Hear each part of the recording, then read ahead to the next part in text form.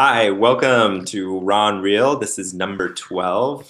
I'm MA Powers. And I'm JL Powers. We are the dynamic sibling duo behind Powerssquared and the young adult fantasy book Broken Circle. Today we're going to talk to Jessica about her earliest memory. I don't really know what my earliest memory is, but in thinking about what were one of my earliest memories is the summer that mom and dad had thought that they might want to be missionaries in Africa. And they took you and went to New York to do this month-long training in New York with Africa Inland Mission. And they sent me and Eric to the farm, Grandma and Grandpa's farm in South Dakota. And we spent a month there. And I had my birthday there. I think I turned 5. And it was one of those summers where I probably remember it because it's this mixed up jumble of, horrible emotions, along with what seemed to be magic. So on the one hand, Eric and I spent our days in, exploring the farm in what felt like a very magical place. So Grandma and Grandpa had a stand of trees off to the side of the farmhouse, and it seemed like a forest to us. In fact, we called it a forest. And I remember we found like little blue eggshells from probably like robin eggs, and we found old tractors that had been abandoned in the forest. Which would just be like a little stand of trees. Obviously, I wasn't there. I was in New York, which I do remember that, but I do remember the abandoned old farm equipment in the forest. Mm-hmm. And we would just go, Grandma and Grandpa would let us go, and we would, I'm going to turn my email off so I'm not getting notifications. There we go. And I would, we would go and we would play in the forest. We'd play hide and seek. We'd clamber around on all that old farm equipment. And, one time, in fact, and then after lunch, Grandma would sit down with me and she would bring out this big book from Dick and Jane and teach me to read. Grandma had been a teacher in a one-room schoolhouse most of her adult life. And she was actually a very good teacher. Grandma was not the most patient women in a lot of ways. You giggle. Yeah. We all know. But as a teacher, she was really amazingly patient. So it was almost like she had two different persons. Her grandma person that was not particularly patient, although she did do lots of grandmotherly things like bake cookies and bake bread and make pickles and jam and stuff like that. And of course, we were always astonished by when she would lean out the window with her shotgun and shoot rabbits or, ground squirrels or whatever. But she was not particularly patient. But as a teacher, she was. And so we would sit down after lunch and she would teach me to read. That was the summer I learned to read. And I do remember one time she suddenly stopped and grabbed something off of me and ran to the sink and put whatever it was that was on me into the grinder and just ground it up. And it turned out that it was a tick that I had gotten from the forest. Mm-hmm. And then I remember at night she would put a blanket out on the floor, and Eric and I would lie on the floor. And we shared a blanket and we shared a pillow, and I was usually cold all night long because Eric would hog the blanket. And whenever I tried to get a little bit of the blanket to myself, he'd just jerk it. And he wouldn't let me have any of it. So I was always cold all night long. And I think we were sharing a pillow too. And so I would end up without a pillow. So I was just like on the floor with no blanket and no pillow. And and Eric and I really had this. Eric, for those of you that are watching, was is our older brother. And Eric and I at that time had kind of a real love-hate relationship. I mean, we were the only companions. We were our playmates. But we also were angry with each other, and we didn't always get along. And so I just remember at night I'd feel extremely lonely. I'd be awake because I'd be cold. I'd have no blanket and no pillow, and and I would miss mom and dad and you. And I didn't feel, like I said, grandma was really patient as a teacher, but going to her in the middle of the night about my homesickness was not something that you did with that grandma. So those are some of my earliest memories. It's just, the magic of daytime and the loneliness of night. And I also remember that mom and dad had bought my birthday present, and grandma had hid it up in the closet in the front. It was a very, very small 1-bedroom farmhouse. So there wasn't a lot of hiding places. And Eric and I would go into that front closet, and we would just look up at the package. And I couldn't wait to get it, whatever my birthday present was. And I really, really, really wanted a jumping rope. And it turned out that it was a jumping rope when I finally got to open it. So I don't know. That was just, some of my earliest memories. Yeah. I remember being in New York during that time of being with mom and dad, and it was kind of special. And the funny thing that I remember about that, there was 2 experiences that I remember. One was we were picking blueberries or raspberries, which seemed like, holy moly, you can actually get these off of plants, because we lived in the desert. And so that seemed like something that was magical, and like, I can't believe something just grows out there that you can eat, because there really wasn't much like that where we were from. And then the other one, which is, just to interrupt, you could eat the fruit of prickly pear cactuses. Yep, we could. But you had to be very, very careful, because it had all of these tiny little slivers of thorns all the way across, just tiny, hundreds of them. And so you had to peel it carefully. But we didn't do that until we were older. So Right. And then the other thing that I thought was funny, and is still weird, is that in the middle of where they were taking these classes, there was a old pool, concrete pool, and it fascinated me to no end, because it was empty, and it was, even the shallow end was so deep that I was like, man, if I fell in there, I could never get out. And there was water, like, brown, yucky water on one end, and then it was, dry the rest of the way. And it had this scary, like, how some people are afraid of clowns. I had this like fear of this pool that was in the middle of this missionary compound. And of course I never articulated that to anybody, but just that I would fall in this pool and I couldn't get out, and how like creepy. And the funny thing is that same, just living, I think in the 70s, in that time, it was 70s or early 80s. It just seemed that like there was a lot of concrete and a lot of like garbage around. It seemed to me like whenever we'd be on the freeway and stuff, it seemed like there was trash all over the place. And so sometimes I get that same weird, they're like, those emotions are interlinked. And so sometimes when I'm in an area where there's a lot of concrete and trash, I get that feeling, even though it has nothing to do with it anymore. Isn't that just weird? Those interactions from kids, those strong emotions.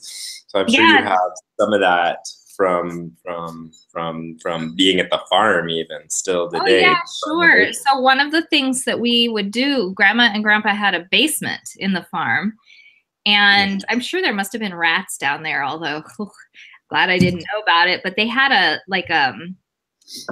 pile of a mattress or stuff like that, and down in the basement was all the canned goods, the pickles and tomatoes and jam and jars of jelly and the washing machine. And I think, so Grandma would end up spending some time down there, and we would go down there. And I recall, playing down in the basement a lot, and it was musty, right? Yep.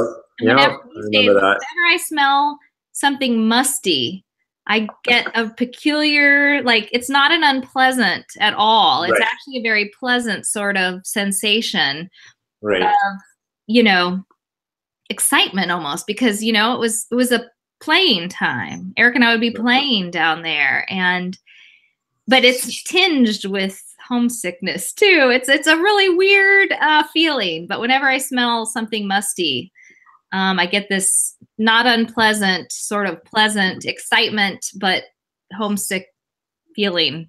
Yeah, and it's a funny thing because again, us growing up in such a dry environment, there was Nothing ever no smelled musty. nothing was ever musty. Yeah, that was just like a totally foreign smell to us. And I mean, I remember mom taking laundry out of the washing machine, putting it in the basket, and then forgetting all about it. And the next day or 2 days later, we'd go there and pull it out, and it would be bone dry. It'd be like these wads of bone dry clothes, just in weird shapes because they had been, jammed into a laundry basket, and they were all completely dry. And even then, they weren't moldy or musty. Anywhere else I've ever lived since then, if you did that one, they wouldn't dry, and by the time they were dry, they'd be rotting and would be full of mold and be musty and disgusting. So yeah, that's how dry it was in both Albuquerque and El Paso. That sounds exactly like our mom, forgetful like that. But I have to admit that I sometimes do that. It's not as dry here in the Bay Area, but it's pretty dry, and I don't have to worry about clothes rotting, but they might smell a little mildewy. So it's just a matter of washing them again. Yeah, I mean, even here in Maine, man, if you don't take them almost within a few hours out of the washing machine and dry them right away, then they start to smell musty within a few hours. So you gotta get on it, because I've never lived somewhere so verdant as here. I guess College Station maybe, but it was just so humid in College Station. But here, man, when it rains and gets green and all the trees and everything, and it can get exceedingly humid, but it doesn't stay. That's a nice thing, and it's cool. But man, yeah, you can't leave anything wet around here. It becomes disgusting. So, as an adult, I have pretty much always lived in fairly dry climates again. And so I still don't have a lot of musty smells. Like, they're still rare. Right. Right. I guess, do you associate mustiness with, grandma and grandpa? Yes, I do. I actually do, because that's the first time, and I kind of I was like, why does it smell funny down here? And it was just because it was always a little damp down there, so it was always just a little musty. Although you have to admit, at least when I was there, it was always spotless down there. Anyway, oh yeah, the concrete floor and cinder block walls, it was just always spotless. There was never dust anywhere with grandma. I mean, she was just like, it was like war on any dust whatsoever. You couldn't have anything unclean around grandma. It just wasn't. It was an impossibility. She just and she was Swedish uncluttered before that was a thing. The only clutter she had was plants, because she could grow anything, and so yeah, there would be plants all over the place, but there would never be a speck of potting dirt underneath them or anything. It was always just immaculate. Whereas us growing up with our parents was like the opposite of that, because we had two parents who would carry around books and papers and leave them all over the place, and we just grew up with that, and that's what we do now, at least somewhat. Yeah. I do. Yeah. I want to be less cluttered, but I definitely have picked up grandma and grandpa's habits. I am not going to carry the video around and show the clutter, but it exists. Yes. We have the strategic. Yes, I know. Right. I know. I'm that way too. And God, I used to get so annoyed at mom's absent-mindedness, and every year I'm just like, more and more like about her. 5 to 10% more absent-minded than I was the year before, and I speak 5 to 10% slower, and I have a hard time recalling things. I know it, but then it's like everything is slowing down, and yeah, that drives me nuts. Well, we had an aunt and uncle visit one time when not you and me, but I was at home for Christmas with my spouse and my child, and this aunt and uncle the aunt who married one of mom's brothers called it the Sirling brain or the Sirling mouth. And so Yes. that's what Chris, my spouse, will refer to it occasionally. He'll be like, "Oh, you're having a Sirling moment." Yes.